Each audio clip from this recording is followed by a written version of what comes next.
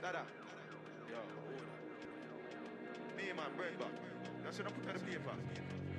After I was in that position, the battery was.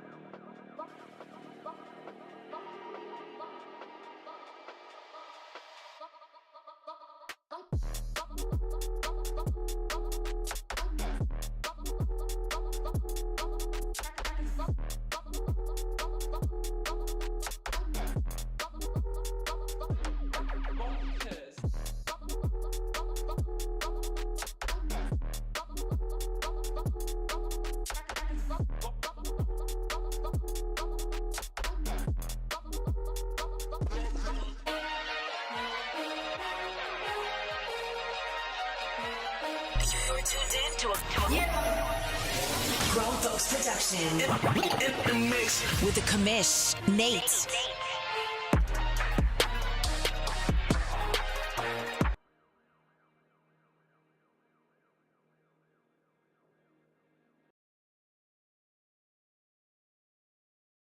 Without fail, if I needed to be ready when I'm ready, it is not ready. Welcome into Press Pass Live, your weekly OMFL podcast show here. I am your guest, the host. I'm not your guest. I'm your host, the founder, the commissioner of the OMFL, Nate. Let me welcome in my buddy, who I didn't even get to say hello to because, well, I accidentally kind of did this whole process backwards. So what's up, Mr. Maniac? Your commissioner of the Deuce, our NCAA league here in the OMFL, and the owner of the Buffalo Bills. How you doing tonight, bud?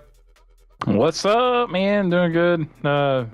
Doing well, and missed Press Pass Live last week because I was watching the Cowboys lose. They actually played a good game, but they lost. But I will say, on behalf of my Cowboys, they have played a lot better football as of late. So no, you can't ask for much better in the situation we're in right now, just to have good football to watch. So. Yeah, listen, I'm a Saints fan, so I get it. It is what it is. I also forgot to set up all of this Press Pass Live setup, so let me quickly kind of get that taken care of really fast. It shouldn't take but a quick second. There we go. We should be good to go now. Mr. Maniac, let's jump into a couple games. What's up, Meek Boy? I never seen my guy Meek here in the chat, so good to see you tonight. Let's talk about some games in week 10, 11, and 12. And since it's Maniac and I, this might take 4 hours. So buckle in. Get your chin strap on nice and tight. We might be here for just a little bit. Jets kind of blow out the Falcons. That's one I would not have expected to see. My Saints drop one to the Tampa Bay Buccaneers. And God, this one still burns in my craw. Get it down. There's like 28 seconds left. Complete a ball on the sideline. It looks to me like he's tackled as he's going out of bounds. Game says, nay. His knee was inbounds. The clock's going to keep running. Oh, and I'm going to do a 12-second runoff. No time left. You don't even get to spike the ball. Just absolute horse badookie. Your Buffalo Bills beat the Miami Dolphins. That's the game I want to talk about, so I'm going to come back to it. Philadelphia, that game actually was not played. Tennessee comes away with a 3-point victory over the Houston Texans, 30-27. Seattle squeaking boy, talking about Meek here in the chat. Seattle squeaking by the Los Angeles Rams. I don't know why. Still struggle with that. The voice is kind of leaving me tonight. I don't know what's going on, but 24-21, they come away with the victory. Carolina barely falls to the San Francisco 49ers, 14. The Chargers 38. The Vegas Raiders 35. So a tight game there. Jacksonville with a 21-18 victory over Mr. Denbrew, and Minnesota 33. The Baltimore Ravens 28. But I want to talk about your game because I actually watched this game. I had to leave a little bit, but I think right at halftime or so, it wasn't looking too good for the Miami Dolphins. For the Buffalo Bills. We're going to get all the words out of our head here in just a little bit. They jump out to a nice little comfortable lead. But here comes Buffalo, man. Pegging away. You ended up taking a massive lead into the fourth quarter. Man, you were going to need it as Miami comes back, scores 14 there in the fourth quarter. They fall by 10. Give me a quick recap of that game, and then I'm going to go through some stats. Yeah, recap on this game, and it was a tough game. I mean, it started off, it was looking bleak for me. I was thinking, man, I'm fixing to get blowed out 41 to 7 or 10 or something, and I've had that happen against him before. But the main thing was that looking in this game, he got away from the rush, and he only had 14 yards offensive rushing yards. So I think that kind of hurt him. But again, when you kind of get down, and that's what happened, especially in that second half, I kind of come out, kind of have a drive, go down the field, and then I get a turnover, short field, then get another score, and then I think late in the mid to late fourth, I get an actual interception off of him, run it back for a touchdown as well with Shepard. So I think that really kind of put him behind the 8 ball. But man, he came out in that fourth quarter still firing on all cylinders. Joe Duke, you cannot relax on this dude 1 second. He is the Tom Brady of the OMFL, I think, right now with Joe Duke, and he is just a monster passer. I mean, he's so accurate on a lot of his throws. You look at he's 22 of 28. No, don't you dare go through these stats. No, I'm not. But I'm just going to point out Joe Duke because he's 22 of 28. Still, even throwing that pick. Without that pick, he was going to be only missing 5 passes. So it's insane. Yeah. How well and how accurate he is with Joe Duke. But man, my Bills survive it, and we were the first ones to take him down and get rid of that undefeated record for the Dolphins. Yeah, Miami, this was Joe Duke's first game back, I'm pretty sure, after a lengthy going away with an injury. Man, you said it, he was on fire. Only 14 rushing yards allowed for the Buffalo Bills defense, though. Your Bills were making him one-sided, ended up getting the pick late in this game. Only sacked him one time. Josh Allen, he took 3 sacks, but Josh Allen was just on fire as Joe Duke was. 243, 3 touchdowns, no interceptions, 60% completion percentage with a 12.1 yards per attempt. Hill, 6 attempts, 99 yards. Man, you were getting big plays by him. Big play of 41, 1 touchdown on the day. James Cook, 15 for 49. So all around, really great rushing game from the Buffalo Bills. Tyreek Hill, man, he got it done. 6 for 148 at a touchdown. Levet, I don't know if I'm saying it right, 5 for 128 with 2. Wilson had 5 for 121. Lots of big-time plays going on in the passing game in this one. Looking at some defense, well, there wasn't a whole lot to look at outside of what the Buffalo Bills did to the running game. 4 tackles for loss for Robinson. What a name, Chop Robinson for the Miami Dolphins. 6 for Jay Childs and 4 for Jay Childs, 2 for Sweat. So you can see Miami was making some plays in the backfield, especially against the passing game. But it was that solid running game from the Buffalo Bills that just was able to keep them going. The 1 interception coming from Adrian Shepard.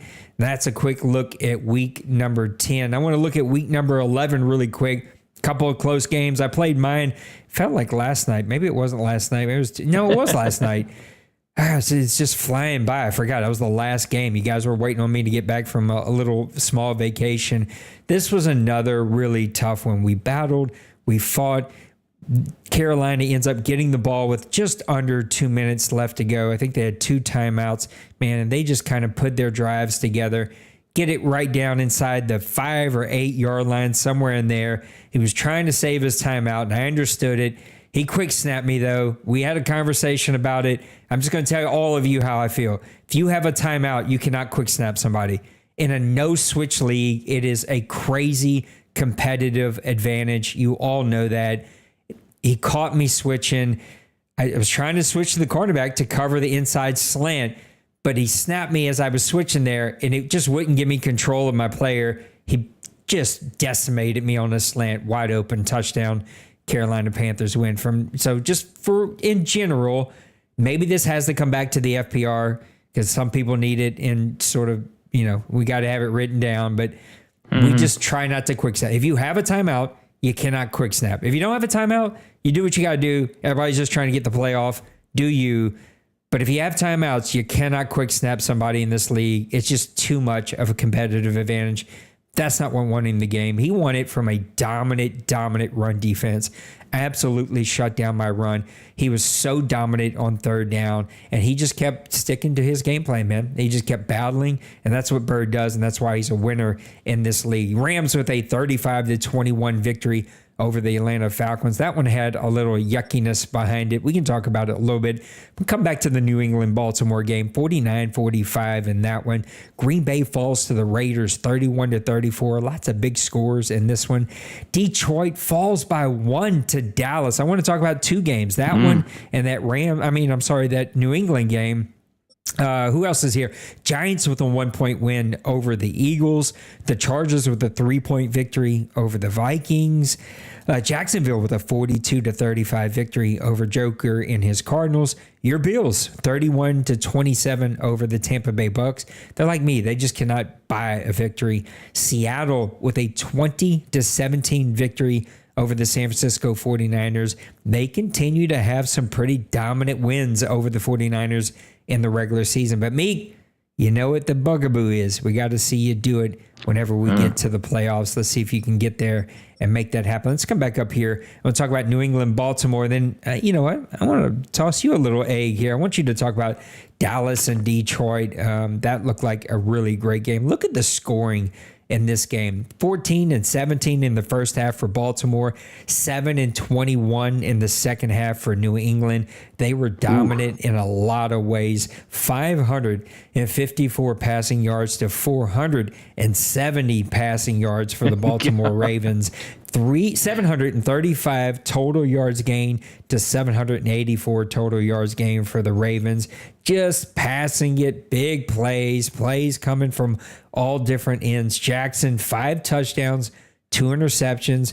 Rusty Starr, 7 touchdowns, 2 interceptions. Thanks, FaZe Justin. Appreciate the follow. Thanks for hanging out with us here tonight. Man, Rusty Starr, I got to play him tomorrow night. Not looking forward to it. Only 1 sack for both of those defenses. Looking at the rushing game really quick, not a whole lot there. This is the anti-maniac game. 9 for 46 was the leading rusher from Stevenson. Receiving, though, Tajay Richard, 5 receptions, 231 yards, 3 touchdowns on the game. 7 from Walker with 3 touchdowns, 195 yards.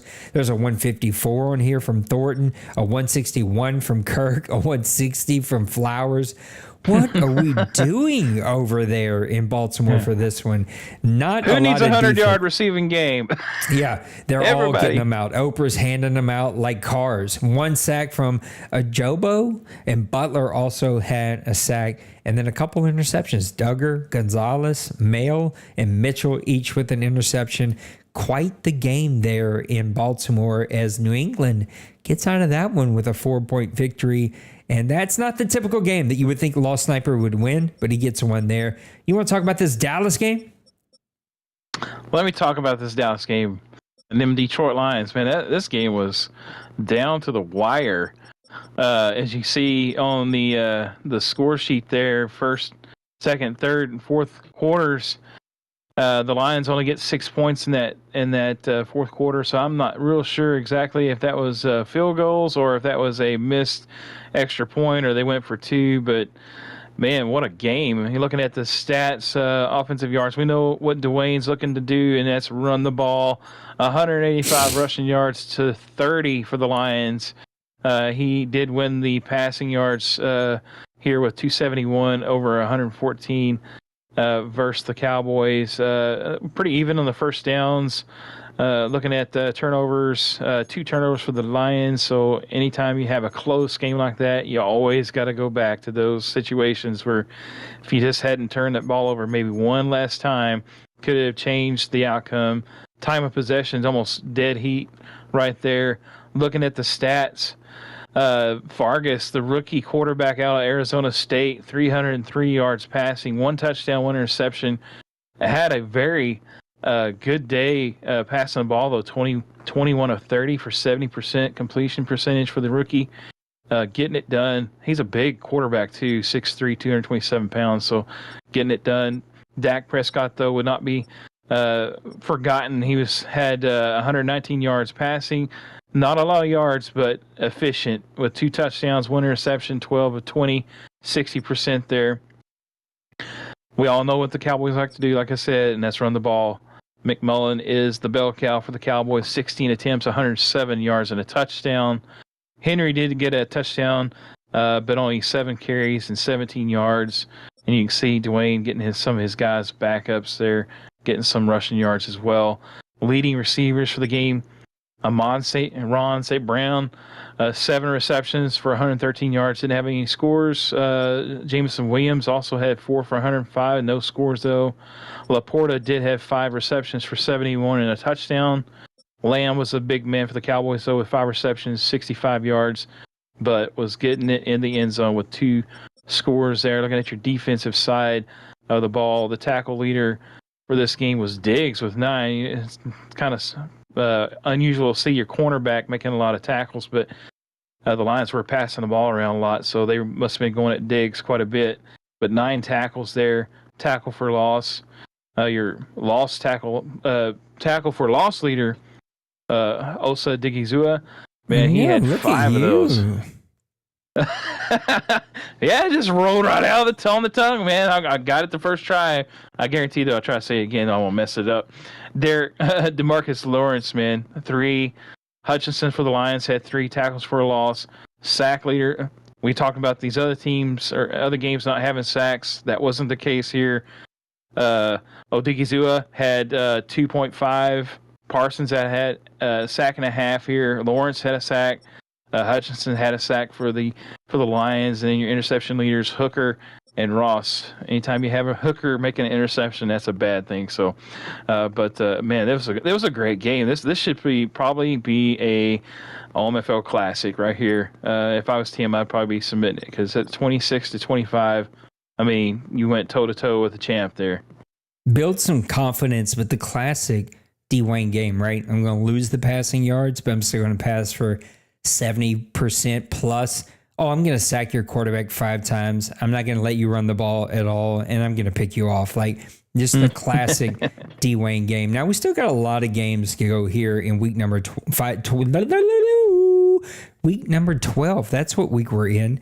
A lot of games to go because we just advanced last night, but a couple games that we can look at. Tampa Bay, the good victory over the Green Bay Packers, who are trying to make a run for the playoffs here, 28-31. The Detroit Lions with a 45-17 victory over the Chicago Bears. The game that I really want to talk about is this Pittsburgh and Rams game, a 33-32 victory. Ooh, wow. I don't know if I recall seeing Maniac so many games that were 1-point differences in just this little short period of time. Like the last 5-6 weeks, there's been a ton of games that have been 1-point victories. 16 points in the first quarter for the Pittsburgh Steelers. Well, that's a weird score. Followed by 11 points from the Rams in the second quarter. I guess we were hitting doubles and triples and all kinds of stuff here. And then to follow with 15 points in the fourth quarter for the LA Rams to get a 33-32 victory over the Pittsburgh Steelers. Rushing yards right there even, 109-105. Passing yards went to the Steelers, 249 in that one. You can see there were 3 turnovers for the Steelers, but 4 for the Rams. So both guys kind of giving the ball up, not protecting the ball, not doing a good job of holding on to it. Time of possession, very heavily to the Steelers, which is not shocking. That's usually what Penguins does really well. He's going to ball control you. He's going to force you into some uncomfortable plays. He plays similar to a lot of these big top teams here. Lawrence, pretty good game. 3 touchdowns, 1 interception. He was only 47% completion percentage and 4 sacks, but their defense came through for them. Tua, he had a touchdown, but 3 interceptions, and he was sacked 4 times with a 53% completion percentage. Rushing leaders, it was Williams at 13 for 94, no touchdowns on the day. But Mr. Najee Harris, he had 7 for 78. He had a longer 25 with a touchdown on the day. Just not enough carries there, but it's enough to get him the victory. Nakua, 4 for 108 and 1 touchdown. Pickens, 3 for 101 and 1 touchdown.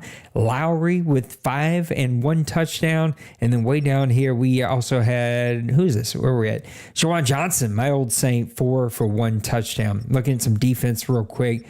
The tackle leader on the day was Mr. Highsmith with 4 or 8. I'm sorry, I'm looking at the wrong stat. Tackles for losses also going to be Highsmith with 4. Chubb also had 4. Look at the sacks here. Highsmith had a hell of a game. 8 tackles, 4 tackles for loss, 3 sacks on the day. That's going to get you probably honorees of National Defensive Player of the Week. Chubb also had 2 sacks, so he had a hell of a game. 5 tackles, 4 for a loss, 2 sacks. Dorsett had a sack. Kobe Turner had a sack, and then 2 half sacks from Hayward and Watt. And then your interceptions came from Fitzpatrick, Jackson, Wilson, and Curl. They all each had 1. And the LA Rams sneak away with a big-time victory there over Pittsburgh. I still, though, feel like Pittsburgh is sneakily like building something there in Pittsburgh. They're starting to put the pieces together. Got his quarterback at a weird time this season. He's starting to gain some confidence there. I'm telling you, Pittsburgh's going to be a team to watch as we move into season 113. Let's talk about some games to come here, week 13, 14, and 15. And for that, I'm going to turn it over to you. All right, so week 13, what are we looking at? Right off the top here, I hate giving self-promotion, but this is a rematch from the OMFL Bowl, so this is a big game. And we're both having decent seasons, so it should be, I'm praying it's going to be a good close game because Dwayne can sometimes get in my head and take me for a beating. So, but I think this game is going to be definitely a good one to watch, though.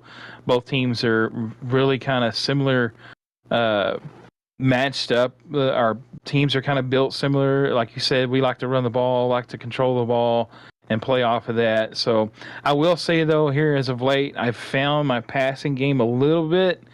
I'm still not real comfortable with passing the ball like I would really want to in the situations where I need it, but I think I am feeling a little bit more comfortable with how that's feeling right now. But this is, again, you get the 2 guys that were in the OMFL Bowl, so anytime you have a rematch, you always got to kind of highlight that one.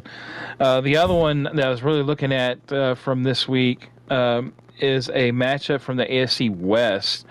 You got the Chiefs and the Raiders, and again, there's a lot of games we could talk about. I mean, I feel bad because we're not talking about all the games, but yeah, we'll be here until 1 a.m. if I do all that. So, and I know Nate's got to get in bed. So, but the Chiefs and the Raiders, I think this one is going to be real pivotal. I think there is a little bit of a race in the AFC West. I didn't write and make a note as where these guys are in the AFC West right now, but usually these 2 guys are fighting out for either a playoff position as a wild card, or they're battling out for the West. And I know the Broncos have really had a good season, so these 2 guys, though, anytime they play really it's kind of a firepower of a game that you can just see points scored and have some defense, but it's more geared toward the offense, and it always makes for a fun game to watch here in week 13. Like I said, there's some other games that you can keep an eye on. Lions and Panthers, Browns and Steelers would be a great one to watch as well. Moving on to week 14, the 2 games that I really highlighted for this week are the Dolphins and Buccaneers. Both these guys are actually Dolphin fans, but Kev's taking the Buccaneers. I don't know if Kev's a fan of anything. But Massimo, he's got his favorite team. Kev's having to go against his favorite team. Massimo, though, has kind of hit a stumbling block a little bit. He was undefeated, and he's taken 2 straight losses coming in this game. He's still got his Week 13 game to play, so we'll see how that unfolds for the Dolphins. But, again, the Buccaneers, I just played them. Kev is a baller. That's all I can say. He knows how to play the game. He's very comfortable passing the ball around all over the field. And sometimes it gets him in trouble, but you can tell that he's just like, as you see, like some of these guys, passing for 7-6 touchdowns in a game, they're going to play the game the way they like and enjoy, and that's the way they're going to do it. And Kev, he's still working on his team, but I think he's starting to kind of get maybe a feel of some things because he's really been playing exceptional, especially on the offensive side. I think the defense still needs a little bit of work.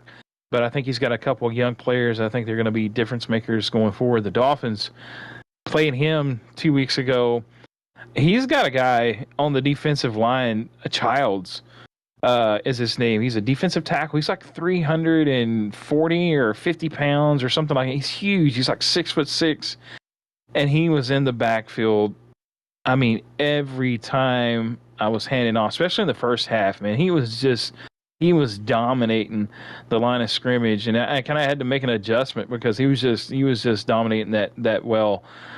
So the Dolphins really have a physical front seven that attacks you in your run game and your passing game. That just makes it difficult for you to get comfortable in the pocket.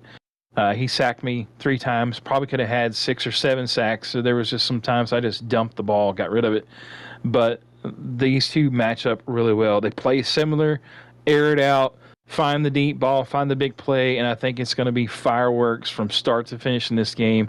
So be on the lookout for this one. The number 2 game this week, Week 14, Seahawks, Cardinals. The NFC West. Meek Boy has kind of found his rhythm. As you can see, his last game, putting up 45 points.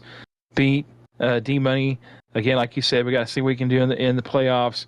But the Cardinals, Joker, he's had an up and down season, but man, can he put up points at any moment in this game and make a run. So this game is going to be an extremely good game to watch. They're going to see a lot of fireworks.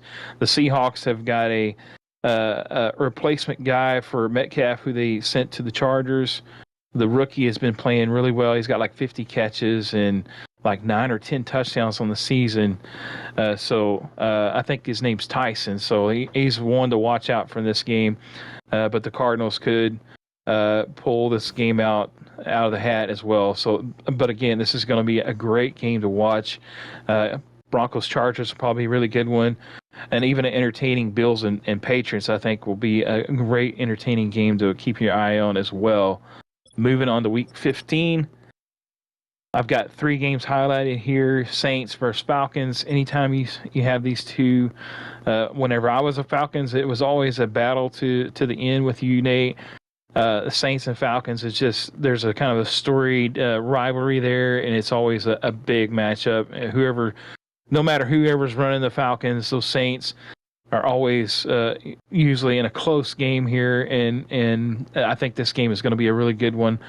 Even though it may not have a lot to prove here, I think you're up possibly for to take a stab at the division lead with the. I think you're kind of neck and neck with the Panthers, but again, anytime these two guys get together, it's always kind of like who makes the most mistakes usually end up losing the game, and whoever can key in on the big play usually wins the game. So again, Saints Falcons is a game to watch. Keep an eye on this one, and I'll be tuning into this one.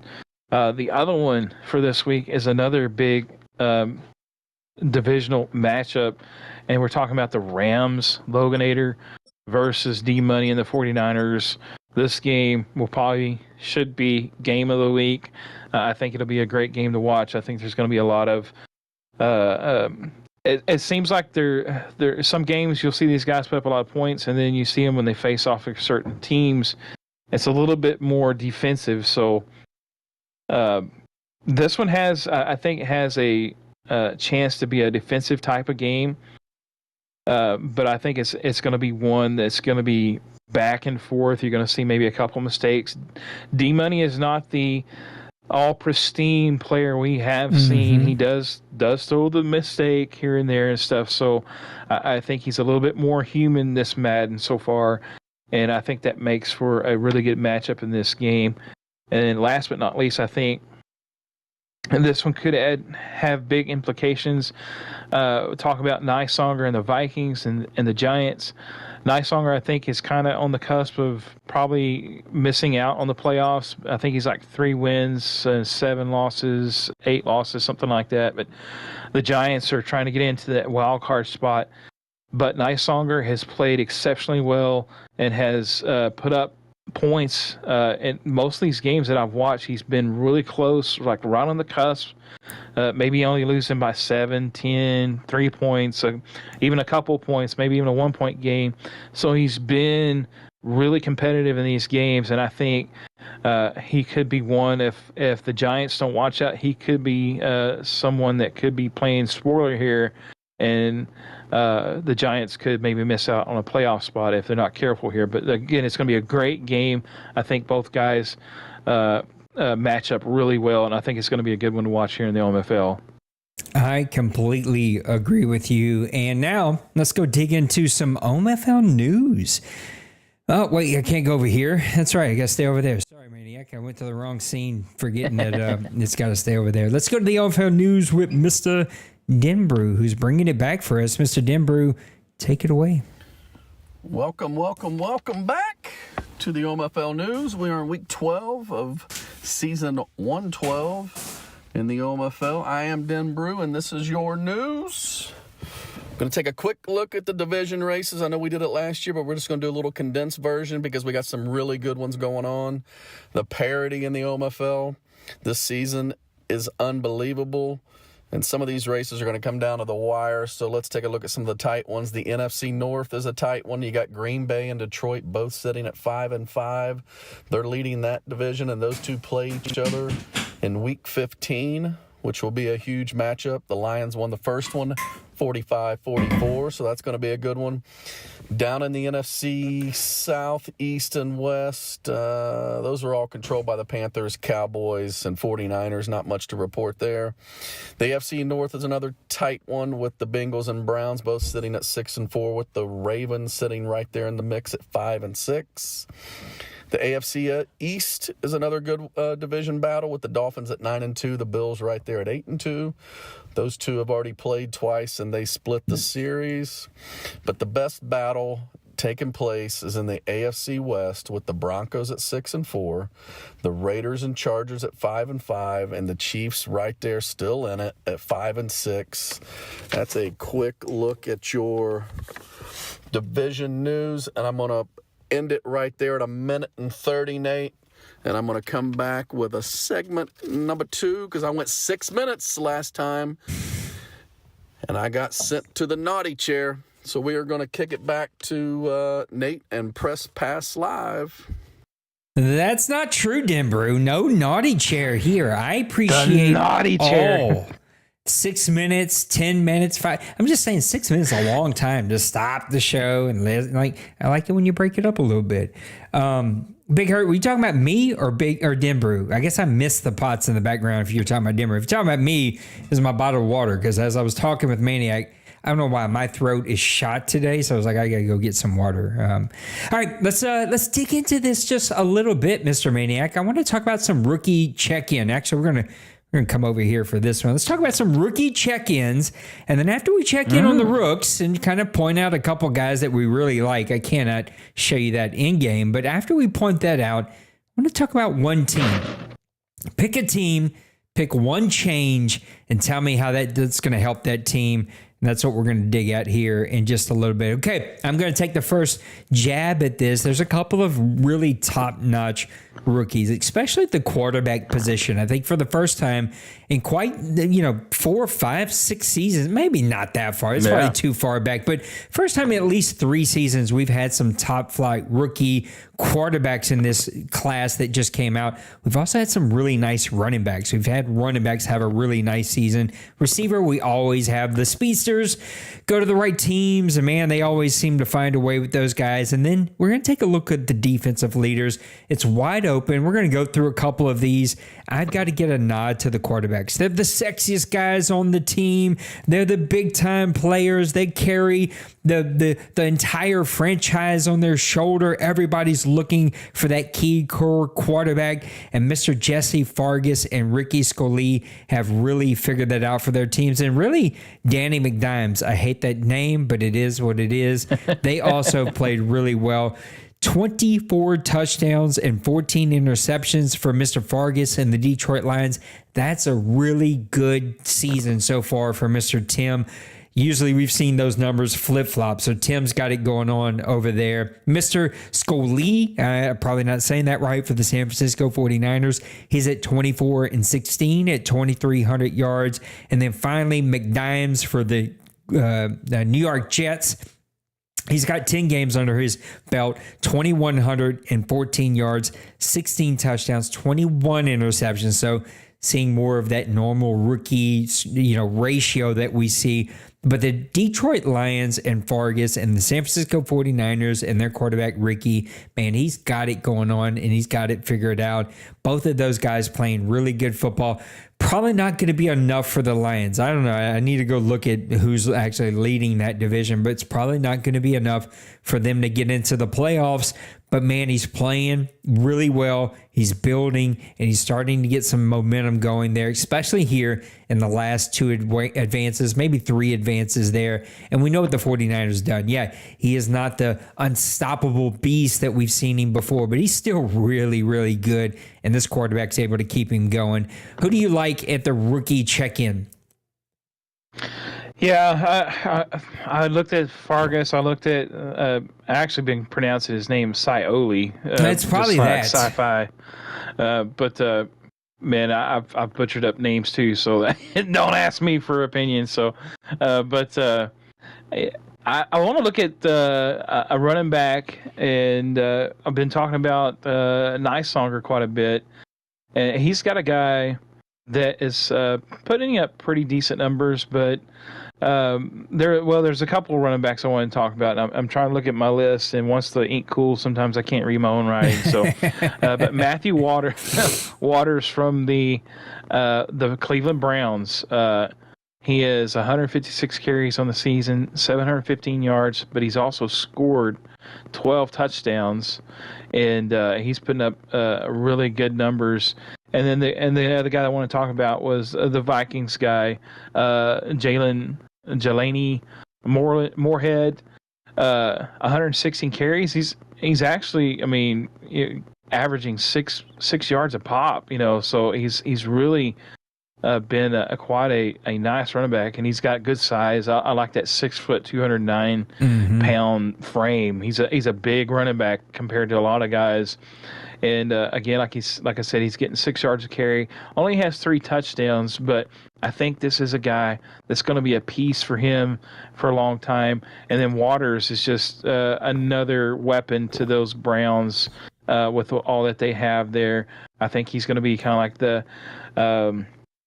I had his name on the tip of my tongue, but I forgot the guy that was on the Bengals last Madden. That was the import running back that Denver brought in. He was just a beast, and I think this guy Waters kind of is fitting that mold. Also, another big running back who's got some explosive in his steps. So I think these 2 guys are going to be somebody that you're going to hear from them in a few seasons ago. So keep an eye on these guys.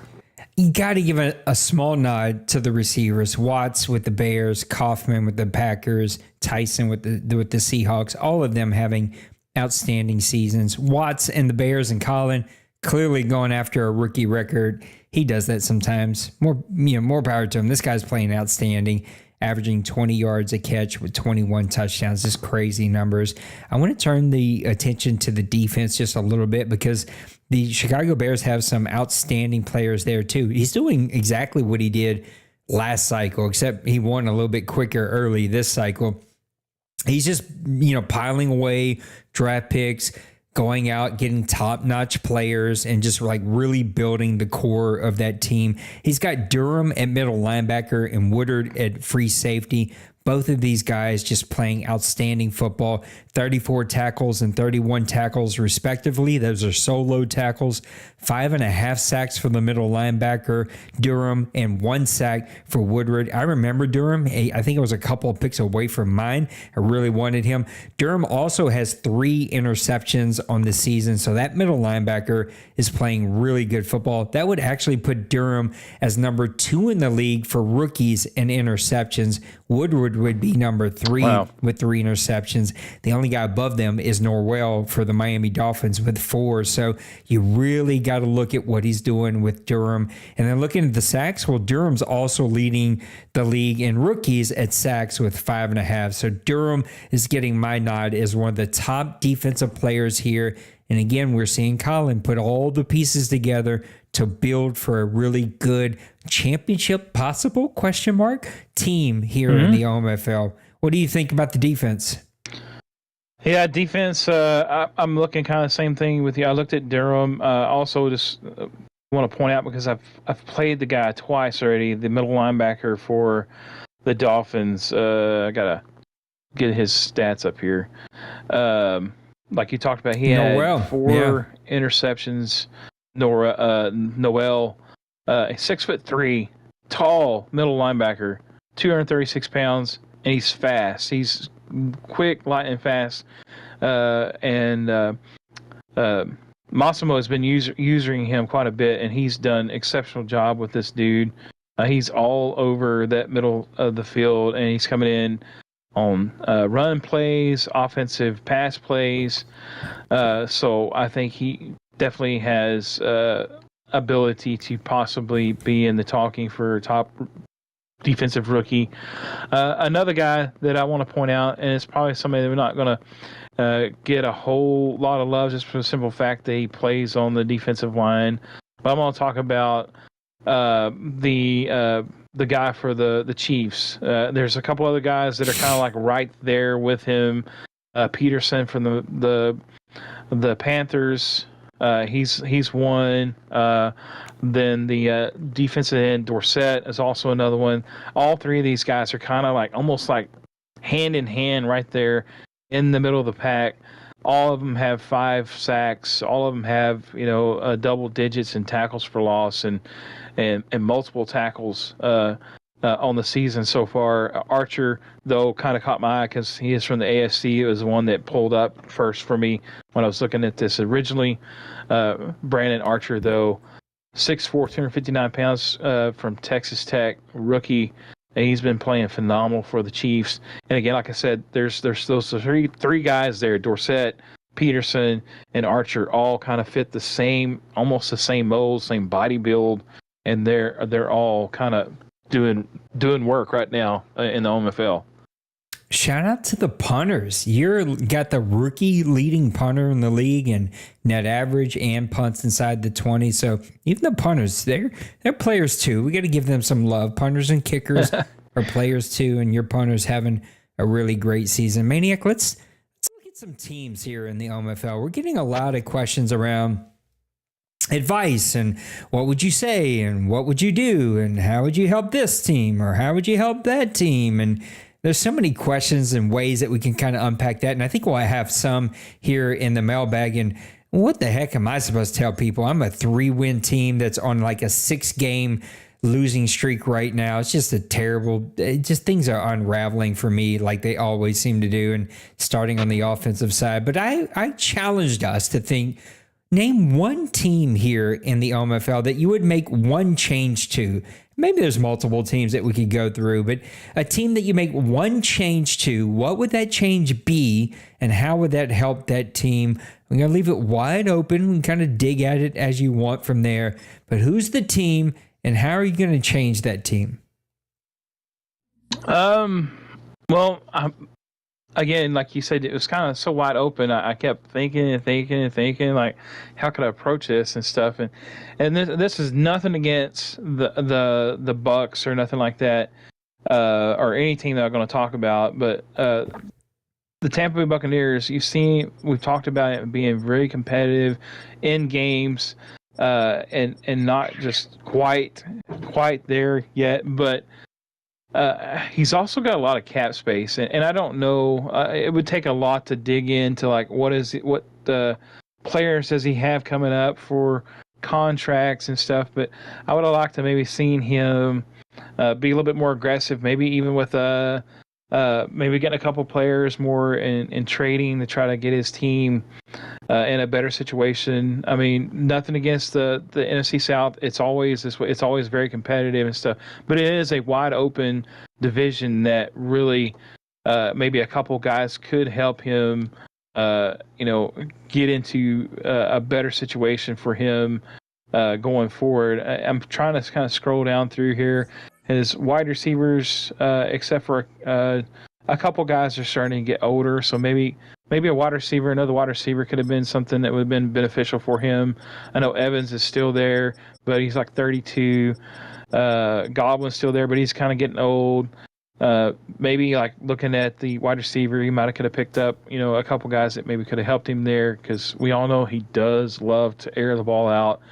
And maybe getting someone there that was a little bit more impact for him at the at the wide receiver spot there could have maybe paid some dividends. But he does on paper show that he has like $45 million in cap space. I think that looking at that, if I was running them, I probably would try to spend a little bit more of that, possibly to be competitive. But again, each owner, they have, some guys have a plan looking at it forward. Like, I've got to pay this guy, pay that guy some big cash coming up. So he may have some things coming up in the future that he's trying to save back for. But again, that's just me looking at it. I think from playing him and seeing what I face against him, probably a good, solid wide receiver to go along with those two guys that he had that are getting older. A younger guy could pay dividends for him, and even on the defensive side, maybe go after another linebacker or something like that can help you on the defensive side, stopping the bleeding or something like that. But that was kind of the one that came to my mind, because I love Kev. He's a great guy. He plays extremely well, and but that was one that I just recently played, and I thought, looking at his roster, that maybe would have been something I would have done. Boy, he is buttering Kevin up. Please don't DM Maniac Kevin. Whatever you do, leave that guy alone. He's just trying to be entertaining on this show. If I was to make one change to the Tampa Bay Buccaneers, it'd be defensive end. I love your pick for a receiver, by the way, but it'd be defensive end. His leading sack leader. That's not how you're supposed to say that. His sack leader on his team is Villa with 2.5 sacks, and I'm pretty sure I gave up all 2.5 sacks. So that's not going to be a good thing. You need to get some pressure. For me, I want to look at the Houston Texans, a team that battles everyone, a lot like what Kevin and his Tampa Bay Buccaneers do, but sort of Houston and Raj has sort of a long-term history here of like being that guy that's right there and he can never sort of get over the hump. And I would go to his defense, and I would just say if I could make one change, it would be the defensive scheme. Keep everything in front of you. Don't take as many chances. Play maybe a little bit more man, a little more zone. Maybe keep guys over deep. Don't blitz as much. Because if you can just get the points down from, let's look where his team is real quick. So before I say it, let's go over here to defense, NFL. How many points has he given up? Oh, the most points. He's going to be in the top. What is this? 4, 5. He's number 5 at 300. and 32 points. If you can flip-flop that, if you could get yourself in the top 10 of defense. Right now, currently, the Bills are number 1 in points allowed, 184. Cowboys at 201. 49ers at 210. If you could cut that number by like 90 points, and you get that thing under that like 250 to 270 range, that like 8 to 12 range in the OMFL with points allowed, I think you double the wins for the Houston Texans. So if you could just change one thing, I would change the defensive scheme for the Houston Texans, and I would just do a little bit safer of a defense. Looking at some of his defensive leaders, his tackle leader is Damon Stake, what is he? A strong safety import, I'm pretty sure, that came over. His tackle loss leader is Danielle Hunter from LSU. His sack leader is also Danielle Hunter, only 4 sacks on the season. And his interception leader is going to be Stake and Stingley, only 2 each. So if you can play a little bit safer, keep things in front of you, try to get those interceptions to tick up to 6, 7 instead of 2, I think you're doubling the wins of the Houston Texans. Before you go to your next team, any changes that you would make to the Houston Texans? Yeah, probably. I mean, looking at his roster, he's got a really young roster. And we all know that Roger does love to draft. Maybe Almount would have held on to a couple more experienced guys. Like he's got currently, like I said, for like competing on this season, he's got 2 rookies starting on the defensive tackles. He's got another young guy starting at linebacker. I seen him ago. Harris? No. Harris. Yeah, Harris. He's Butler. only 79 overall. Marquise I know he's Butler. got the I think that zone might be ability the and guy. whatever and whatnot, but and he's really fast. But I don't know if Roger actually uses the linebacker a whole lot. So again, that can be. I mean, his awareness is kind of low, strength is kind of low. So unless he's being used, or it may not pay dividends for you. So I think just looking at his, he's got like a lot of young guys, and we know that the Houston Texans are one of the younger teams in the NFL.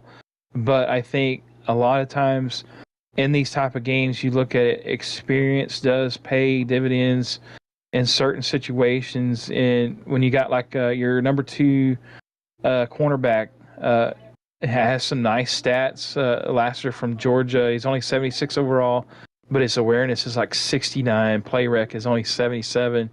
So you're looking at all his cornerbacks there. His top guys got 90, but if I'm playing them, I'm dodging him and attacking these other guys. So I think in a lot of ways, yeah, you like to draft and looking for the future, but then again, you got holes for experience wise that can, I think, affect you. At least in this game so far, I found that having a good mix does pay off for me. But again, like I said, just looking at this from the outside in, and I know Roger loves drafting, but maybe that can play against you too, just with the experience part of the game.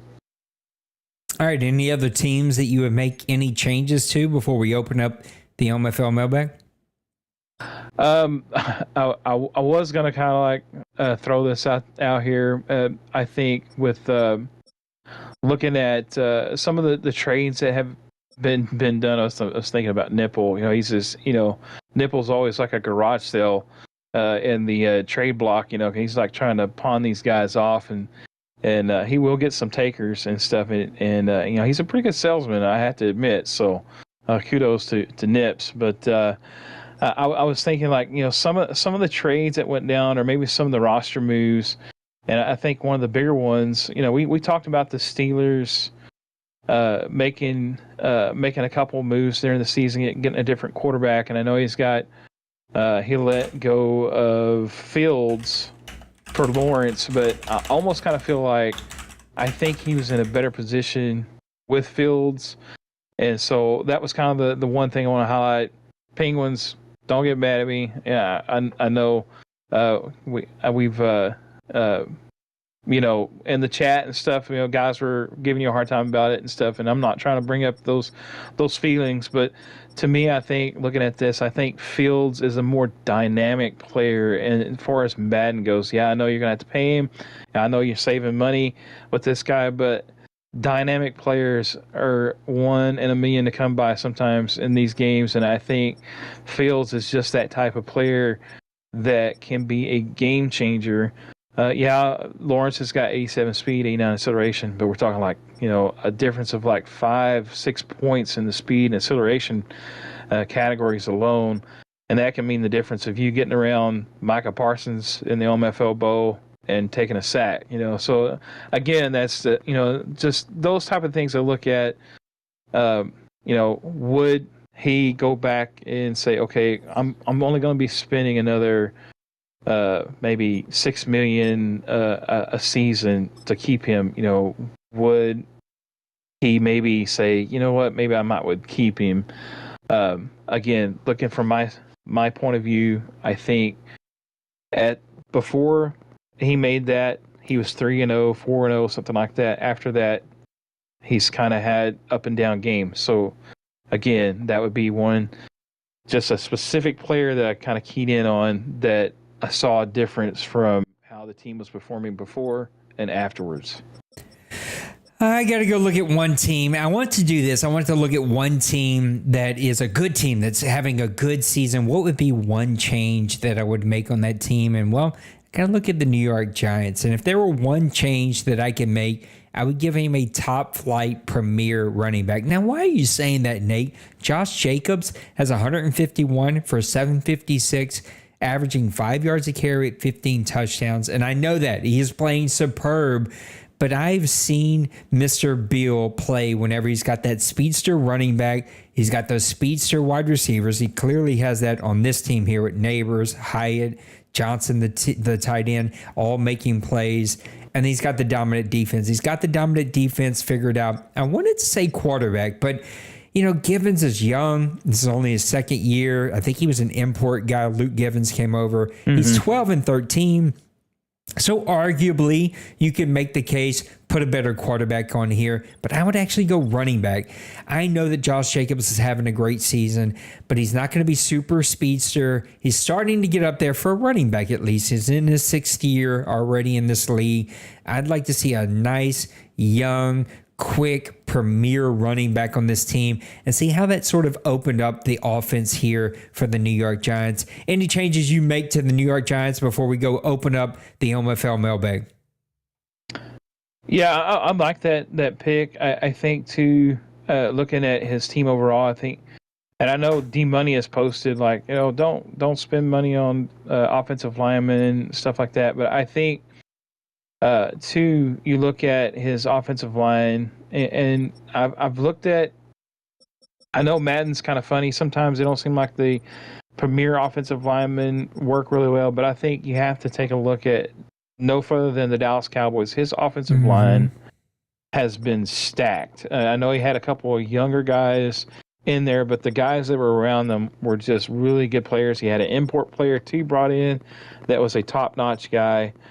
And he has just dominated running the ball with that import running back that he brought in too, McMillan. And so, I think you look at the Giants. I think if he maybe gets younger with really solid offensive linemen that are going to build into the pillars, I think you'll see a dynamic, and maybe that'll make a difference with the running back. But if he does that with the line and then gets a guy that's got 92, 93 speed coming out of the backfield, we're going to look at a absolute juggernaut of a team here with that speed. He's got a wide receiver. Definitely, I think, would rival the Cowboys for this division, making those adjustments. I can't talk and type at the same time, and I appreciate Riles in the chat, coming and plugging in and finding us. But Riles, we're the oldest online Madden league in the world, and we have some of the top tier players that have ever touched a controller. So we also have some pretty strict, sim rules. I'm just using language that other people would relate to. So I don't know, maybe not as well. Let's go open up the OMFL mailbag. There's some questions that I want to wait on because, well, you and Dwayne were not here. And well, I want to make sure that you got an opportunity to answer some of these questions. So let me scroll up here and get to them. I think D. Wayne has the first one that we left off. Yeah, D. Wayne. I thought this was a great question because, well, I'm one of the teams, so what the heck would I know? D. Wayne says, what advice would you give teams that are struggling this season? D. Wayne, I have absolutely no clue. I've got my thoughts, but I'm going to give it to the guy that actually does know how to turn around a team, Mr. Maniac.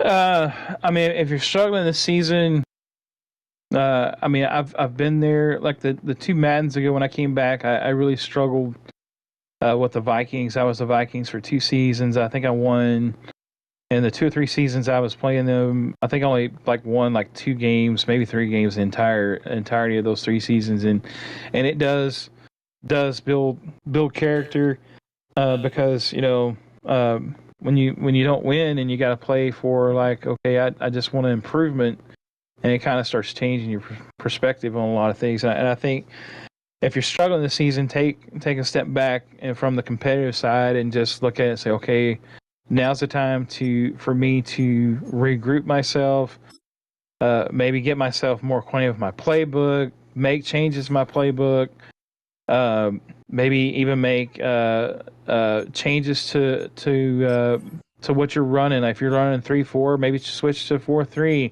or vice versa. Just the schemes that you're running.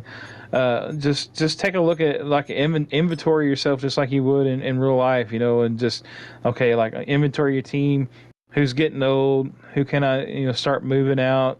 Who do I need to keep to help? Kind of like we talked about with the Texans, having those guys that have experience and awareness that can maybe benefit your team in certain situations, and so just kind of taking inventory. I think that would be the best advice I could give, and just start building in the draft the best you can. Put a lot of your focus into scouting the players coming up.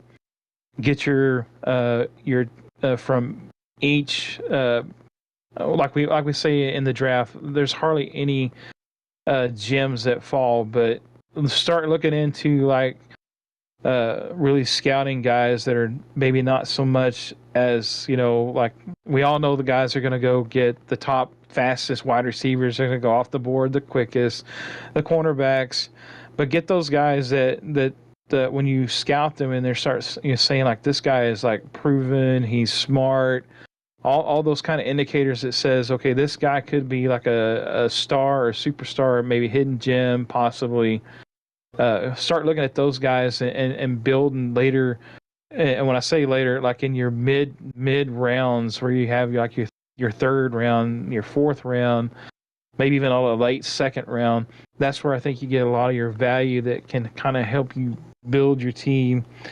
But again, like I said, my advice was just take a step back, inventory what you're doing, what's been working for you, what hasn't, and just kind of make adjustments that way. And that's what I did. Like I said, I had to pull from my experience. That's what I did 2 Maddens ago. I did improve last Madden tremendously. We were in the thick of things a lot. I don't think I won a playoff game last Madden, but I was in the playoffs pretty much every season.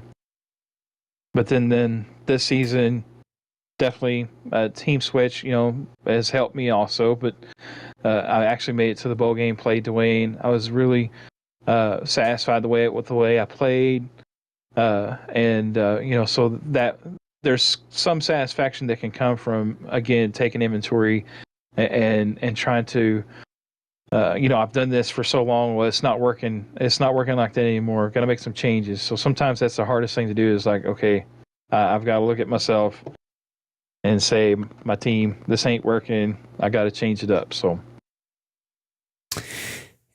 First, Riles, I think you're maybe misunderstanding me or even my guy, Rob, who's big hurt here in the OMFL. There's all love here. I didn't take it seriously. I was just trying to make a point that we're a really old established league and we have some really, really great players here. You might be a really great player yourself. I mean, I don't know you. So, and Big Hurt's just trying to back me up. He's one of our dudes, man. So he's just trying to say that he too used to, anyway.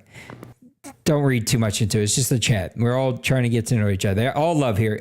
I would say, look, I suck, and I have all last Madden, and I have all this Madden. I can't figure out the last two Maddens, and I think what I've really come to terms with, especially this season, is that I have improved, but yet I can't win close games. I'm losing tons of tight games. I lose them in the third quarter every single game. I hang with the big dogs even at halftime, and then third quarter it unravels for me. And I think number one, you have to find a scheme that fits for you, and you have to build towards that scheme. Building a team is super important, and I never have time to trade. I never have time to make any sort of connections or any of that stuff. And that's what sets me back. I just don't have time. And the guys who hustle and get out there and do have the time to work the trade market and build their overall of their team, that's what separates my team. If you look at the overalls, I'm an 80 overall team playing 85, 87, 88 overall teams. And they pull away in the second half because you just don't have the players to hang with them. And I would say you have to, it's just classic football. You got to run the ball. You can't turn the ball over, and you got to play some form of defense. Don't have to be, Bills and Cowboys. You don't have to be the top five. You just got to be competent on that side of the ball. And I'm playing pretty well on that side of the ball overall, kind of well, top half of the league at least. I just don't have the players. And ultimately, you got to have the players on both sides of the ball. And the two areas I've struggled with have been, I've tried to build the offensive line the way I've always built offensive lines. That hasn't worked the last two Madden cycles. And I've been building my team to how I got to the bowl game 3 Madden cycles ago with the defensive line. And the last 2 Madden cycles, you can see the stats. Like, you can't build a defensive line, and you can't build pressure that way. You got to blitz a lot and get there with blitzes. And I just haven't had a lot of luck in that sort of areas. So definitely has not worked out for me. Let's get over and open up some more of these mailbag questions. Mr. Maniac, you had the next one that I want to wait on. What do you think? Who do you think has their team set up for the best cap-wise for current and future success when it comes to roster building? I want to get over here and look at a couple of these teams really quick. It's just on my team because that's where I'm at. The cap space for me, now I did pay my quarterback this year and a couple other key players, but I'm at $30 million. The Seahawks at 27 or 21 million. The Steelers at 1 million. That's not something that I thought to see. The Texans at 13.5. The Vikings at 2.46. The who did I say? I'm sorry. The Titans at 2.46. The Vikings at 24 million. Bears at 26 million. Bengals at 17, almost 18. Your Bills at 25. The Broncos at 19. The Browns at 26. That's pretty good. The Buccaneers at 45. My goodness. He's going to have to pay that quarterback sooner or later. The Cardinals at 73. Man, please pay some players. The Chargers at 20. The Chiefs at 61. The Colts at 25. The Commanders at 8.14. That's not something I expected to see. The Cowboys at 37.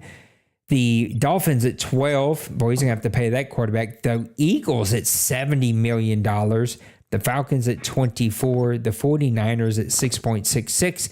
Boy, that shows you something. It's the devil's number. And the Giants at, I'm just saying, and the Giants at 20.8. The Jags at 11. The Jets at 23. I know this is boring, but I just want to show you the Lions at 3.37, the Packers at 14.2, the Panthers at 64K. Okay, good luck with that. The Patriots at $78 million.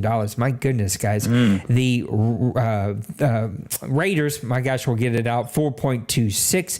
The Rams at 40, good for them. The Ravens at 1.82, and that covers just about everybody. For me, it's got to go to the Dallas Cowboys.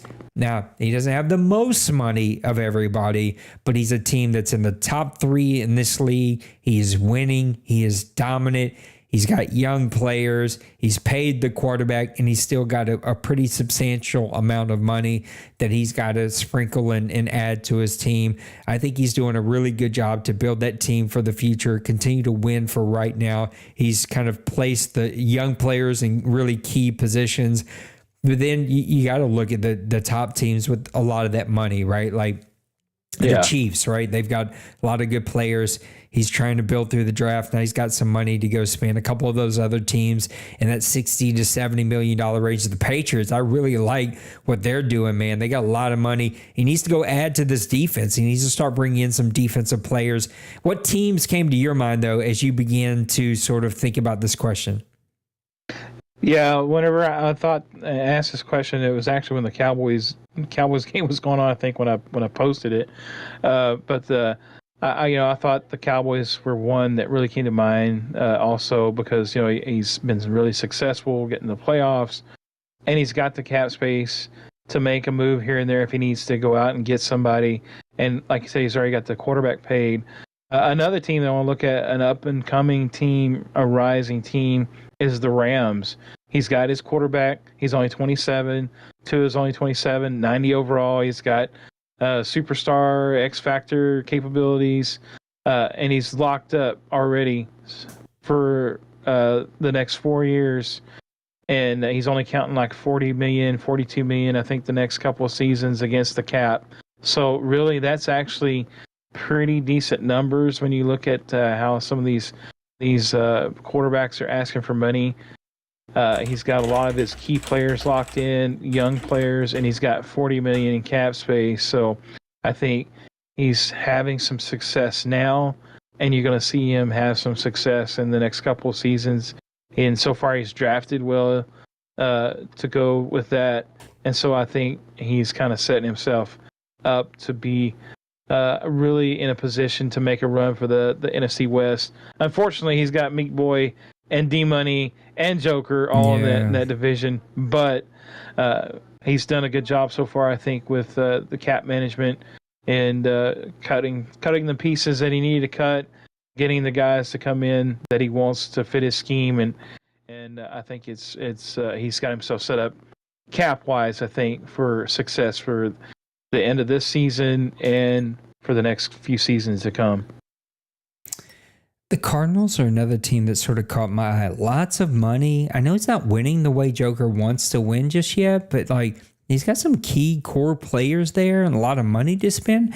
He's a team that just like I wouldn't have expected that as I was going through that. And he caught my eye, and I can't wait to sort of see how that one's going to come together. We get a question here from Mr. Kobe. What playoff matchups would you love to see in the upcoming postseason? Number one, I'm going first. 49ers Seahawks. Can Meat finally get over the curse that is D-Money and the 49ers? I don't know. He's got to prove it here whenever the big dogs begin to shine. He's got a lot to show. Give me that one. I'll toss it over to you. What's some playoff matchups you'd like to see? Well, that is definitely like top three for sure, and I think it would be top on my list too if I really got down to it.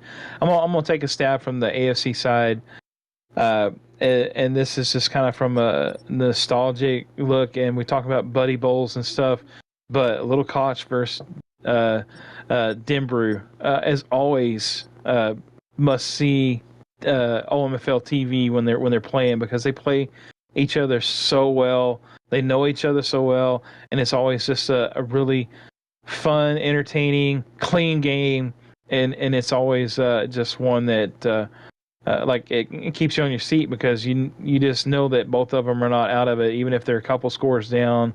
It always seems like one starts making a move passing the ball or whatever, and gets right back in the thick of things, and it's just really entertaining to watch those two play against each other. I love that pick. And on that note, we're going to pause and go to the last OMFL news. Mr. Denbrew, he picked you. Take it away.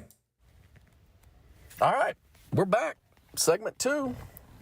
Let's do a little This Week in Sports history. Let's go back all the way back to 1945. I think that's when Roger graduated high school. The National Football League Championship was played. That took place at Cleveland Stadium, where the Cleveland Rams beat the Washington Redskins 15-14, and that was the last game before the Rams moved west to Los Angeles. Art Modell wasn't the only owner who couldn't wait to get the hell out of Cleveland.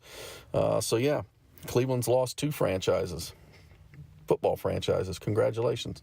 In 1973, O.J. Simpson became the first NFL running back to rush for 2,000 yards in a season. And in 2013, the 79th Heisman Trophy was awarded to none other than Jameis Winston of Florida State. And back in 2019, Drew Brees breaks Peyton Manning's NFL record, 539 career touchdown passes, as the New Orleans Saints beat up on the Indianapolis Colts 34-7. Brees was a 29 of 30 for 307 and 4 touchdowns, 96.7% pass completion percentage, also a record there. Booze and Brews, I got one for myself. I put a curse on Massimo. Last week, I handed out a big brew to him. I came on here and gave him his props that he deserved. He was having a great season. He still is.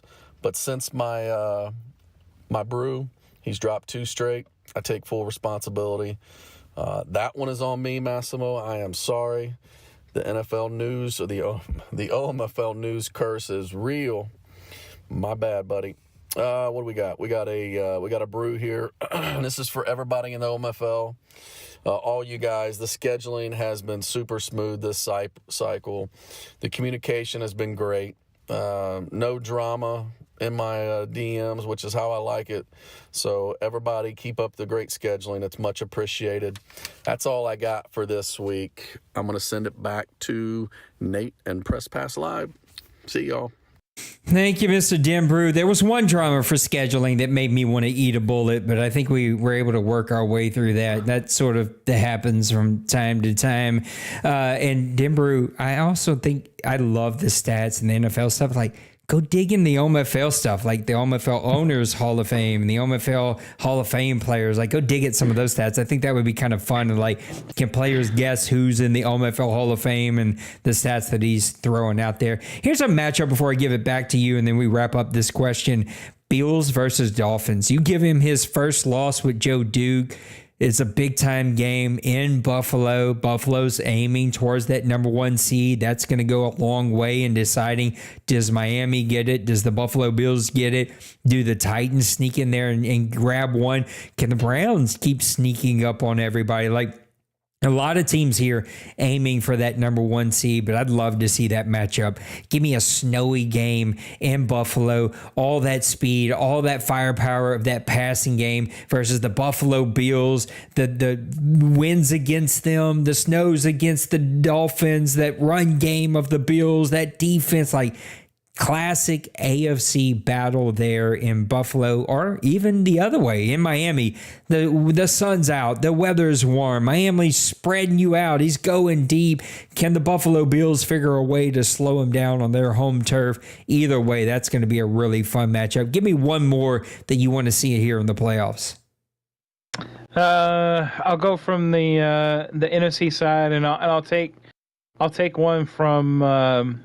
I think the matchup has been really well, and I'm going to take a stab and say that I think the Lions are going to be the victor in the North. I was wrong about that. I meant to say that. Thank you for pointing that out. I was completely wrong. I thought when I looked a couple weeks ago, Tim was not in the running. He is in the lead right now, so my bad, Tim. Yeah, and so I think a great matchup there would be Tim and the Lions and the Giants. I think those two guys are kind of they're kind of from the same. I want to say, like, they kind of play similar, but they're also different. And I think where one exceeds, the other exceeds at the total opposite. So it makes for a great matchup. You see Bill, we've always talked about him being a great defensive caller. And I think Tim has kind of turned and has become a really good offensive caller for the type of team that he has. Has a lot of speed, a lot of playmakers, and so but I think those two just match up really well, and I think it'd be a good back and forth, good chess match battle between those two, and I think it would be a real fun one to watch. And I'm kind of like you. I didn't see it one snow game since I was on the Bills and I was at home. I didn't see one last season. I may hate it once I play it, but I would kind of like to experience it. And I think like if they're playing like in New York and there was a snow game, I think that would be really one that would kind of be nice to see, where you have the Lions with all the speed, like you're talking about the Dolphins have all the speed, but yet you got to be a little bit more conservative, because some of those routes, when they're running those routes, it will slip and it will cause an interception here and there. So it was just a really fun matchup, I think, between those two. That would be a really nice game to watch and an exciting one to watch. This was a tough one coming over. Raj, yes, eat a bullet. It was harsh. It's also equally true. Those guys made me want to pull the little bit of hair that I don't shave off the top of my head. Also, I love you and I miss you, Raj. We got to connect very soon. Mr. Kobe says, of the coaches you think will make the postseason this season, which one will underperform when they get there? So this is a team that you think gets into the playoffs, but you think underperforms once they get there. I hate to do it. He's such a good dude. Like, I like him. We don't talk all that much. I haven't really talked to a whole lot of people this whole cycle. My life has been a little out of balance and out of control. I don't know why this throat keeps breaking up on me. It is what it is, and I've done a lot of talking today, and it's late. But Seattle Seahawks continues to be a regular season champion, gets in the playoffs, lays an egg. There's something about these big games that he has yet to overcome. This season, I do think the early season struggles have taught him something that will go a long way whenever he gets to the playoffs. But can he keep that momentum? I do believe, in my own case, in a lot of our cases, confidence is such a big issue, and you get in your own head about it. And Meek seems like a super confident guy. I would not overtalk like I know him and he's my best friend. From what I've seen of him, talking to him, watching his streams, he's a guy that exudes confidence, but there has to be something there, some little something there whenever he gets into the playoffs that says, can I make the play in crunch time against the top teams when I need it? I got to, if I'm asked this question and I got to pick a team, Seahawks would be one of those teams that I think might underperform. Who's a team that you think might underperform when we get to the playoffs? Yeah, I mean, I'm not picking on Meek either, but you kind of have to go with that, because it has been a thing for like the last I don't know, 4, 5, 6 seasons. I don't know that him and D Money, maybe even longer, that they've both been really good, and they get the playoffs and it kind of happens, and you've also seen it happen with him and Dwayne too. It's just, in the NFC, once you get in those playoffs, and even in the AFC too, like once you get to the playoffs, there's not any easy win from then on out. It's all the guys have kind of been battle tested and went through all the rigors of the season. They've kind of been battle tested, and they've kind of got their scars, from the season, whether it's a lot of scars or not. And so it just makes each game like really tough, and I think looking from the AFC side, I mean, it could easily be me, because I was representing the OMFL AFC side last season in the bowl game, and I still could, I'm in the running still for the number 1 seed, and yet I still could fall there as well.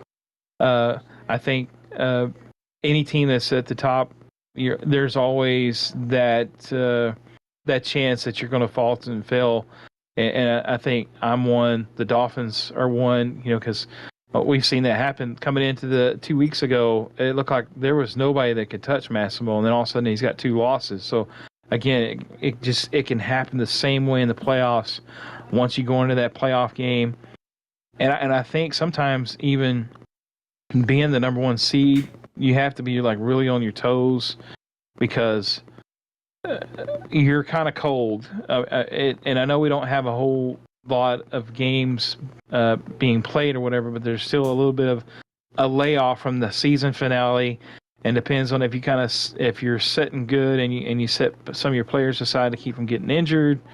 Sometimes you can come into that game cold, and if you get down 14 points in the playoff game, that can be almost a very hard hill to climb out of. And so I think that's where you see a lot of times what happens.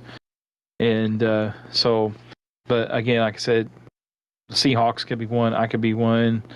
The Titans could be one. The Dolphins could be one. You know, there's name so them many all, teams. Maniac. You took mine. I was going to say Dolphins. Their defense is why. Yes, a prolific offense, but when you get in the playoffs, those offenses tighten up a little bit. Scores get a little lower, a little tighter. Not in the first round. I think he'll breeze through the first round if he even has to play a first round. You start getting that second and third round, though, things tighten up. And, man, you're giving up way too many points on the defensive side, way too many big plays. We've seen it in your game. I've seen it in other games against him, against the Browns specifically. Even my team for a little bit there, there's some big plays to be had. If I had to pick some other teams, I would say, even though I love Denbrew and I'm scared that I'm going to make the OMFL news or he's going to send me a DM, he's going to hunt me down. The Browns, their defense, same reason. Prolific, good offense. That defense is a little shaken. And then another guy that exudes confidence, another guy I don't want on my bad side, but Mr. Logan in the Rams.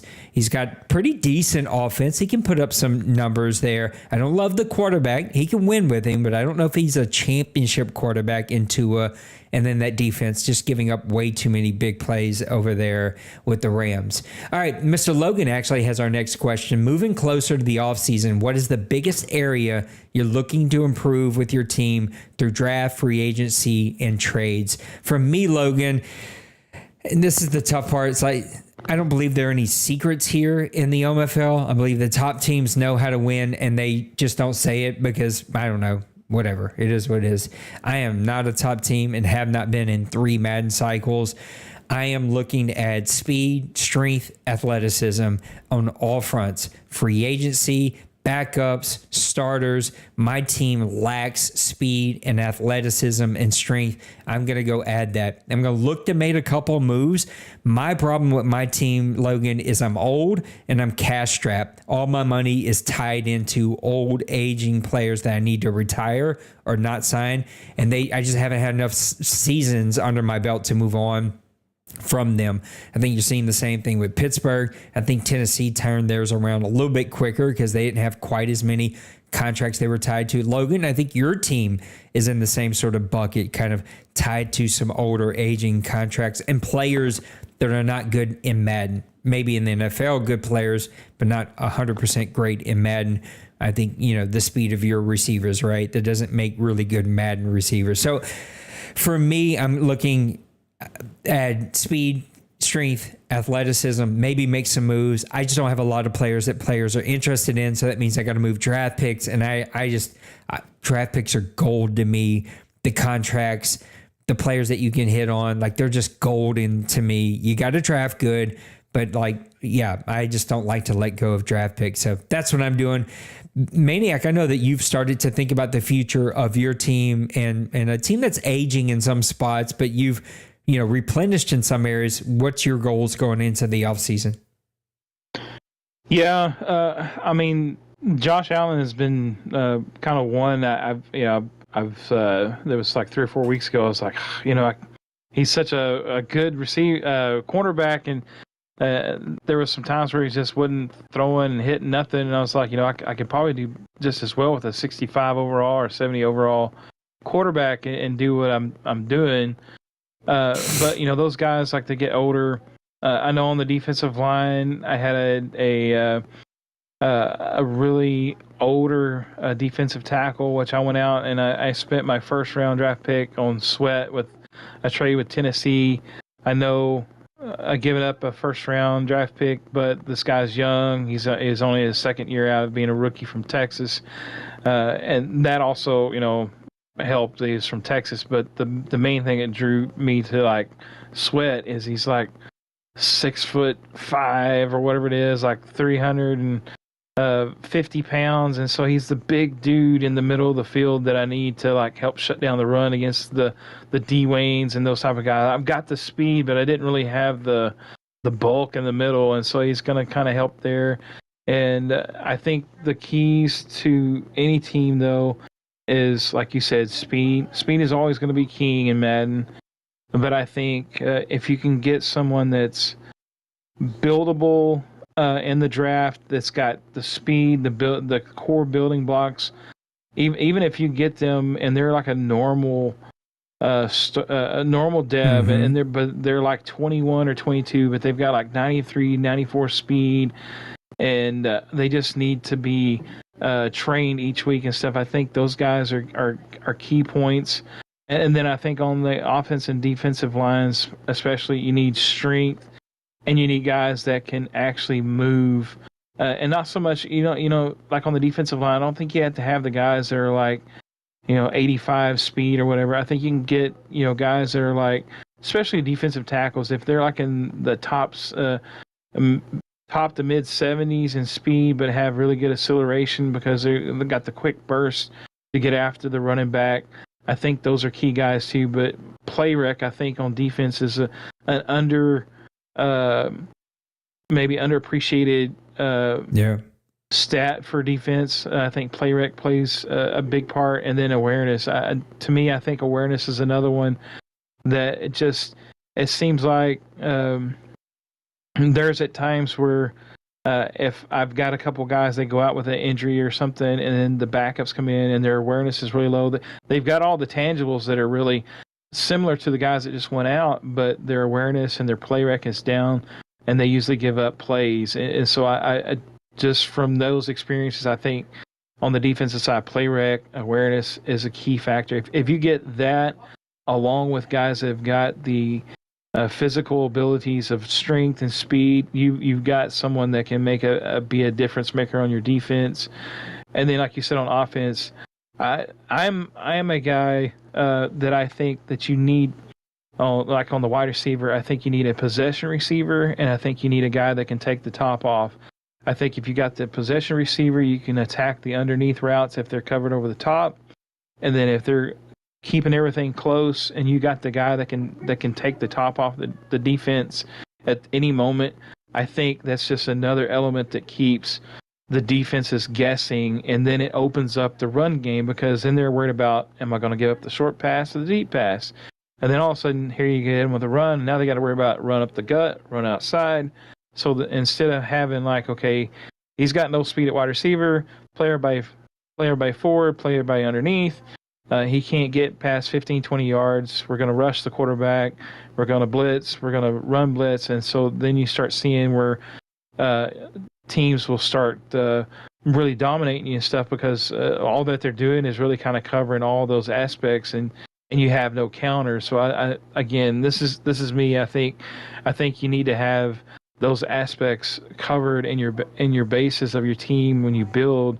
You got to have that possession guy, the guy that can take the top off. You got two types of running backs in the backfield, one that can just burn the outside, one that can bust up the gut and get the hard 2 or 3, 4 yards that you need. So again, that's just me, how I've tried to build this team and how I'm going forward, and I think that's a big thing for me in this Madden especially. Deeper we get into these shows, the longer that Maniac talks. But listen, he's done it. That was just a little joke at my buddy, but he's done it. He's built a team since moving over there to Buffalo that's gotten him in the bowl game and playing with a lot of confidence. Mr. Raj, last question of the day, then we're going to put a bow on it and get out of here. About an hour and a half, a little over an hour and a half deep here. He says, given the way that the game is playing, what advice would you give to a 4-win or less team with a quarterback due for a big payday? So this would be me, and I think maybe Raj, right? We're a 4 or 5 win team, a quarterback that's up for a contract and that's due. He says, in layman terms, do you pay the quarterback $55 to $60 million a year, or do you trade him off / let him walk and draft a new guy, which would allow you to take the extra money to be used and fill voids across the roster? My input is that I think Maniac and I both kind of approached this last Madden cycle, and I've approached it already this Madden cycle, but I think you have to look at how the quarterback's playing.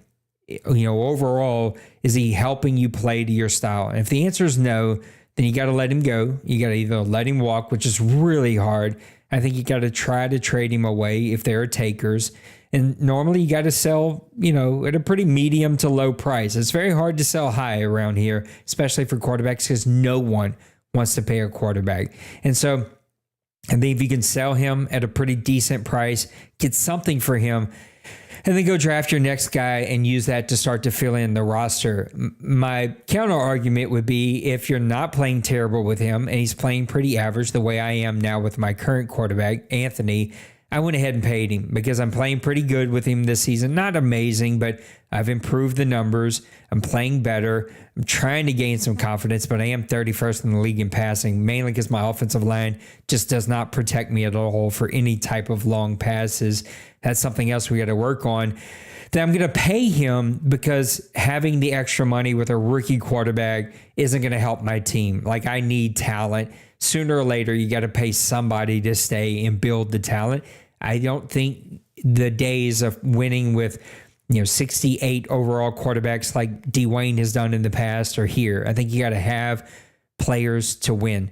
And though you may win with an 80 to 82 overall team, I don't think you're going to win a bowl game with an 80 to 82 overall team. I think you got to be in that 85 to 88 plus range to be able to win here. And that means you got to have talent.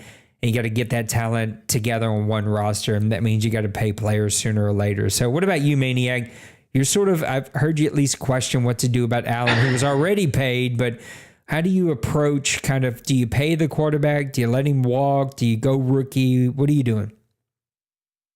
Well, I think the thing that I've battled with myself, the demons of the quarterback myself in this Madden was, and I have to look at, first and foremost, I think you have to look at the overall health of your team. I think if you've got a very aging team and like an aging offensive line, aging defensive line, those type of things, and those important positions, then I think, especially if they're aging and they're not like really good players, then you have to build. And I think you let the quarterback walk. You try to get as much you can. Maybe like you said, you may have to take a little bit less to get rid of him because again, somebody else is going to have to end up paying him, or they're just going to be renting him for a season, and then they're going to have to let him walk. So again, you may have to do a little bit of horse trading, as some say, but again, I think you have to look at the overall health of your team. Now, if you've got a young, talented team, I think I will look at Rodgers' team. We were talking about it. I think he does need some veteran help, but he's already so young at almost every position of that team, and he's got money, and he's got a young quarterback that is a difference maker. For me, I'm paying him. I'm paying that guy. He's done. I mean, he's one of the top 3 quarterbacks with passing yards, and we see what he's done with his running, with his wide receiver, with that quarterback. I think you pay him. You've got guys that are basically on contracts for the next 2 or 3 seasons without having to pay any of those guys. You just continue to build that roster. Maybe go pick up one older free agent guy that actually mixes in really well with younger guys, and just keep building them, because I think not this next season, but by that 3rd season, we're like a lot of guys you're fixing to have to pay, but maybe he's got himself in a position that he can really compete with a very dominant team. That by then, looking at his overalls, like I said, you look at the youth that's on his team, in 2 or 3 seasons, the way Madden progresses, he may have a 92 overall, 93 overall team that's really playing well and tough to compete against. And then you've got that cornerstone quarterback there to kind of go along with that. But again, like I said, if you're looking at your team, they're old, they're aging, they're middle tier of the road, and a couple guys maybe going to retire, and you got an older quarterback, like say Josh Allen, that's 28, 29 years old, but he's like an X factor. Move on from him, get somebody younger that's got a lot of speed that maybe you can extend plays out of the pocket and build around him as you go the rest of this Madden. Raj, that's exactly what we talked about. The one thing we would change about your team is just slowing down on defense just a little bit. Thank you, Bill, for sending me a message that some way, somehow, the injuries got turned off. So for those of you who've already played this week, lucky you. Those are going to be back on now, and we are ready to rock and roll. Maniac, let's put a bow in the show. We're an hour and 45 deep. I still got to go play a college game before I get in trouble. So let's put a bow on the show with one final thought. Yeah, man. Nothing has changed, man. I still love to talk, and I'm trying to do better. But I still am excited about. It's you and Big Hurt. When you guys do shows, those babies are 3-4 hours long. You guys can both go. Oh yeah. We have a hard time getting a word in on either side once we start talking. So, but I do really enjoy. Participating and talking about the OMFL. A lot of these guys around here, we've all kind of been together for several years. So a lot of good friendships and different things through social media that we have here at Discord. I really am looking forward to the rest of the season. I think we've heard Dwayne and Denbry say it a lot that. There is a lot of parity. We're seeing a lot of guys competing even against some of the top dogs and stuff. And it's not the feeling like, D Money's really got everything in the bag or Dwayne's got everything in the bag. You're just playing. No, everybody feels like they have a chance. And I think that brings excitement across league wide. And I think that goes a long ways to keeping everything rejuvenated and guys feeling really involved, engaged, and just a little push for the Deuce Dynasty. We're fixing to finish up our third season, getting ready to go into the off season. We've so far had really not a lot of issues except for Kevin, stat padding. No, I'm just joking. But I keep giving Kev a little bit of a ribbing a little bit, so but he's a great guy. But no, it's been good, and we've I've enjoyed playing in both leagues, and I just really do enjoy this community and love being here and love being around you and the guys, man. Yep, I concur. Mr. Raj, 370 over 6. No way I'm paying that. I don't know why one of my lights are freaking out over there. You can kind of see it flickering over here. But my guy was like 160 or 180 over 5. And I was like, okay, I can handle that. 370, 270. No way, no how. I got to let that guy go some way, somehow. I got to trade him or something. I love the parity. I love the scores. I love sort of where we are. Might make maybe some tweaks. Probably not, because I love sort of how it's playing. It's playing the best that it can. I do think we will probably go all Madden next season just to give it a feel, look and see. Let's go see what it plays like and see if that plays really even better. But I like that we're seeing some defensive scores. Overall, things seem to be smooth. We had one little issue that didn't feel little and probably wasn't little, but we worked our way through that. I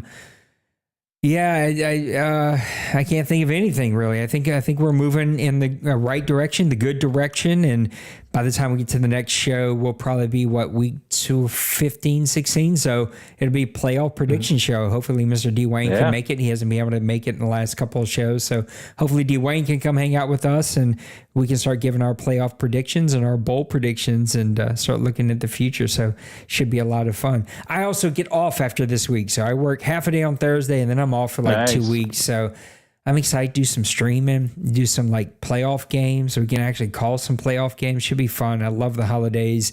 I love being able to call some games with some guys, and should be a ton of fun. So guys, thanks for hanging out with us tonight. Make sure to hit the like button if you like the show. If you're checking us out for the first time, hit the subscribe button if you like the content. If you're an adult and you're looking for a circle of people that enjoy the hobby that you do in gaming, whether it's sports games, shooter games, action games, if you played, we got a group here that actually plays it as well. So come check us out. Details down in the Discord. Looks like some new scores just popped up. The Panthers with the big win over the Falcons. Cowboys with the big win over the Eagles. Rams with the big win over the Steelers. So some games already starting to trickle in here. But make sure you like us, subscribe us, come hang out with me. I think I'm actually going to go right back up and play my OMFL college game against the CPU, get that knocked out really quickly. I appreciate you guys. Thank you for hanging out with me. I love you. You matter. Take care of yourselves. Take care of those around you. We'll see you in the next one. Peace. Doses.